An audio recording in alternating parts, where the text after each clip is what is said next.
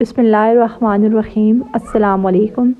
حضرت انس رضی اللہ تعالیٰ عنہ بیان کرتے ہیں، رسول اللہ صلی اللہ علیہ وسلم نے فرمایا، اللہ عز و جل نے مجھ سے وعدہ کیا ہے کہ وہ میری امت سے 4 لاکھ افراد کو بغیر حساب جنت میں داخل فرمائے گا۔ ابو بکر رضی اللہ تعالیٰ عنہ نے عرض کیا، اللہ کے رسول اضافہ فرمائیں۔ آپ صلی اللہ علیہ وسلم نے فرمایا، اور اس طرح آپ نے اپنے دونوں ہاتھوں سے چلو بنایا۔ ابو بکر رضی اللہ تعالیٰ عنہ نے پھر عرض کیا، اللہ کے رسول ہماری اس تعداد میں بھی اضافہ فرمائیں۔ آپ صلی اللہ علیہ وسلم نے فرمایا، اور اس طرح۔